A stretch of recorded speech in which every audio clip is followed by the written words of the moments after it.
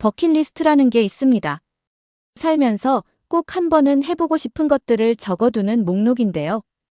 대부분의 사람들에게 그 목록은 오랫동안 목록으로만 남아 있습니다. 그런데 오늘 소개할 이 여성은 달랐습니다. 버킷리스트 하나를 지우러 한국에 왔다가 예상하지 못한 또 다른 것들이 전부 그 목록에 추가돼 버렸거든요. 주인공은 인도 출신의 여행 유튜버입니다. 전 세계 다양한 나라를 혼자 여행하며 현지인들의 진짜 일상을 카메라에 담아온 크리에이터인데요. 특히 채식주의자로서 각 나라의 음식을 어떻게 해결하는지 솔직하게 보여주는 콘텐츠로 많은 구독자의 신뢰를 얻어온 인물입니다. 그런 그녀가 이번엔 서울을 찾았고 콘서트 하나만 보고 떠나려던 계획은 도착하는 순간부터 조용히 어긋나기 시작했습니다. 서울에 도착한 첫날부터 그녀는 아무 계획 없이 걸어다니기 시작했습니다. 어느 동네를 걸어도 눈이 바빴고 발길이 멈추는 곳마다 카페가 있었으며 골목을 꺾을 때마다 예상하지 못한 풍경이 기다리고 있었습니다. 보이는 것마다 귀엽고 사고 싶다는 말을 반복하면서도 카메라를 내려놓지 못하는 그녀. 무엇보다 카페가 이렇게 많은 도시는 처음이라며 연신 주변을 두리번거렸는데요. 사실 서울의 카페 수는 전 세계 어느 도시와 비교해도 압도적입니다. 런던이나 파리처럼 커피 문화가 발달한 도시들도 서울의 카페 밀도 앞에서는 비교가 안 될 정도인데 한국인에게는 너무 당연해서 실감하지 못하는 것뿐이죠. 그런데 여기서 한 가지 짚고 넘어가야 할 게 있습니다. 이 여성은 채식주의자입니다. 고기는 물론 생선이나 해산물도 먹지 않는데요. 한국은 삼겹살, 곱창, 갈비처럼 육류 요리가 워낙 유명한 나라라 채식주의자들에게는 쉽지 않은 여행지로 알려져 있습니다. 실제로 많은 외국인 채식주의자들이 한국 여행을 망설이는 이유 중 하나가 바로 먹거리 문제인데요. 그런데 이 여성이 직접 경험해본 결과는 완전히 달랐습니다. 푸드 투어를 통해 다양한 음식을 먹어봤는데 3가지 정도만 제외하면 대부분의 메뉴가 채식으로 먹을 수 있었다는 것이죠. 특히 인사동의 비건 전문 식당을 찾아 비빔밥과 단호박식회를 먹었는데요. 고기 한 점 없는 비빔밥이지만 은은하게 달고 깊은 맛이 나는 데다 먹고 나서 몸이 가벼워지는 느낌이었다며 채식주의자 여행자들에게 강력히 추천한다고 했습니다. 발효와 시간으로 맛을 내는 한국 채식 요리가 얼마나 완성도 높은지 이 여성의 표정이 그대로 증명해주고 있었습니다. 그렇게 며칠을 걷고 먹고 쇼핑하며 서울을 누비던 중 드디어 그날이 왔습니다. 서울에 온 단 하나의 이유, 콜드플레이 콘서트의 날이 밝은 것입니다. 무려 16살 때부터 20년 넘게 들어온 밴드였고 언제가 됐든 어느 나라가 됐든 반드시 직접 공연을 보겠다는 다짐이 있었다고 하는데요. 그 다짐이 마침내 서울에서 이루어지게 된 것이죠. 공연장 앞은 이미 수만 명의 인파로 가득 차 있었고 오프닝으로 트와이스가 무대에 오르자 주변 관중들이 폭발하듯 반응했습니다. K-팝을 전혀 몰랐던 그녀도 그 에너지에 저절로 휩쓸렸고 그리고 마침내 콜드플레이가 등장하는 순간이 왔습니다.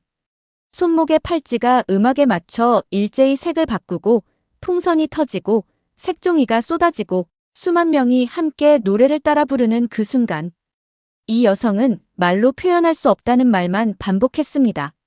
무대 위 크리스 마틴의 퍼포먼스와 함께 쏟아지는 색종이 폭죽, 경기장 전체를 물들이는 조명의 향연은 텔레비전으로 보던 것과는 차원이 달랐다고 하는데요. 공연이 끝나고도 가방 속에 남아있는 색종이 조각을 며칠 뒤까지 꺼내보며 그날을 떠올렸다고 합니다. 오래된 노래가 울려 퍼지는 순간 어느새 자신도 모르게 10대 시절로 돌아가 있었다는 그녀.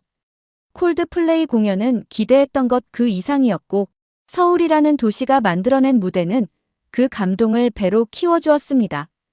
그런데 공연이 끝나고 숙소로 돌아가는 길에 이 여성은 전혀 예상하지 못한 장면과 마주합니다. 시계를 보니 자정이 넘어 있었는데요. 그런데 거리는 나처럼 환하고 사람들은 여전히 넘쳐났습니다. 도시가 잠들지 않는다는 것. 그러면서도 너무 안전하다는 것. 이 두 가지가 동시에 가능한 나라가 있다는 사실 자체가 이 여성에게는 충격이었습니다. 인도에서는 여성 혼자 밤늦게 거리를 걷는 것이 쉬운 일이 아닙니다. 동남아시아 여러 나라를 여행하면서도 어두워지면 숙소에 들어가는 것이 기본 원칙이었다고 하는데요. 그런데 새벽 12시에 서울 한복판에 혼자 서 있으면서도 전혀 불안하지 않았다고 합니다. Even at 12 a.m. I think the city never sleeps, but it feels so safe to be out even at this time. 한국에서 여성 혼자 새벽에 밖을 걷는다는 것이 얼마나 당연한 일인지 우리는 너무 쉽게 잊고 사는 것 같습니다. 다음 날 오빠가 합류하면서 서울 탐방에 속도가 붙었습니다. 두 사람이 첫 번째로 찾은 곳은 남대문 시장이었는데요. 바로 연명동이 외국인 관광객으로 가득하다면 남대문은 현지인들이 실제로 장을 보러 오는 진짜 서울의 시장입니다. 가격은 훨씬 저렴하고 분위기는 훨씬 날 것 그대로였는데요. 관광지 가격에 지쳐있던 두 사람에게 남대문의 물가는 그야말로 반가움이었다고 합니다. 한국인에게는 너무나 익숙한 전통시장의 풍경이 이 외국인 남매에게는 서울에서 만난 가장 진짜 같은 장면으로 기억됐다고 하는데요. 시장을 나온 뒤에는 남산 엔서울타워로 향했습니다. 케이블카를 타고 올라가 해질 무렵에 서울 전경을 바라보는 그녀의 뒷모습이 카메라에 담겼는데요. 말이 필요 없는 장면이었습니다. 붉게 물드는 하늘과 빼곡하게 펼쳐진 서울의 스카이라인. 이 도시가 품고 있는 것들이 한눈에 내려다 보이는 그 순간 그녀는 한참 동안 그 자리에서 움직이지 않았습니다. 가능하다면 해질 무렵에 올라가서 노을과 야경을 함께 보는 것을 강력히 추천한다는 말도 덧붙였는데요.